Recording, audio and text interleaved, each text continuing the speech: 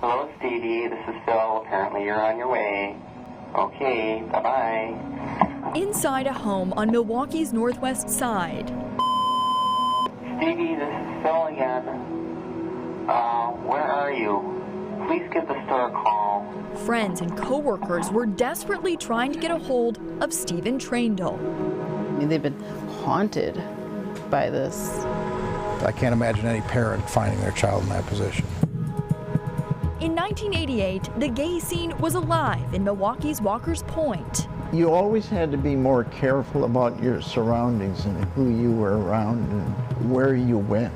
And that's why gay bars were so popular in the day, because it was always a safe haven. A haven this LGBT historian and activist remembers well. There was always the danger of, are there people outside who want to harm you? Because people did target gay bars. 30-year-old Stephen Traindle lived that social scene. Stephen was known to wear a lot of jewelry because he was a flashy dresser, according to the people that knew him best.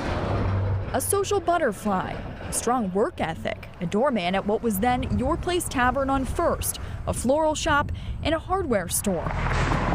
But on October 5th, 1988, he never made it to his shift at Ace Hardware. I suppose you probably already know that Bill is waiting over and screaming to come here and all that good stuff. Stephen received several messages on his answering machine that day, and soon investigators learned why he never got them. He was found laying on his stomach in the living room on a bed sheet. He was nude from the waist down and tied with a phone cord from his ankles to his hands to his neck. Stabbed in the head, the neck, the chest. You're looking where the knife is going, and you're looking that person in the face.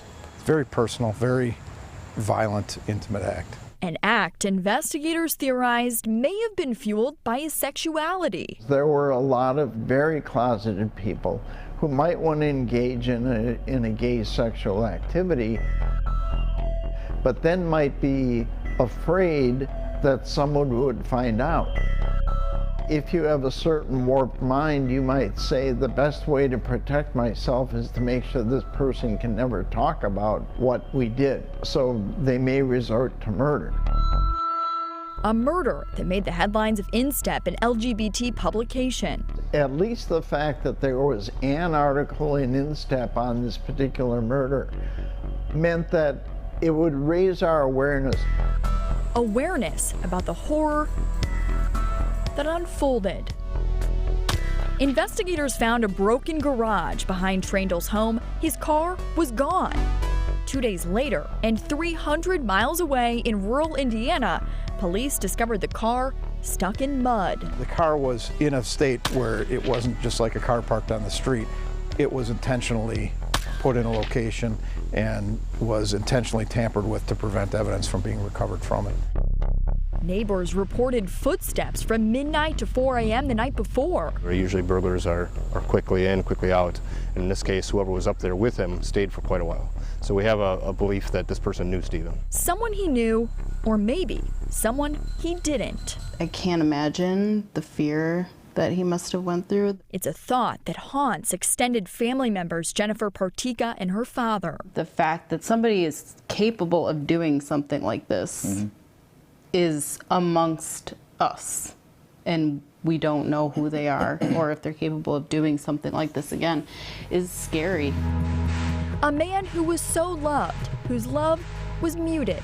That's why Partika hasn't stopped calling police to make sure something is done. Oh, I can't let this go. It's not fair. It's not fair to Steve, and he's not here to fight for himself. He can't.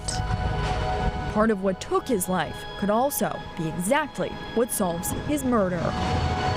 With photojournalist Eric Litzon, Suzanne Spencer, Fox 6 News. Investigators say that car has been a crucial piece of evidence. They are resending items from it to the state's crime lab to try and turn up any potential leads. If you know anything about this case, we have a link to the cold case unit at fox6now.com.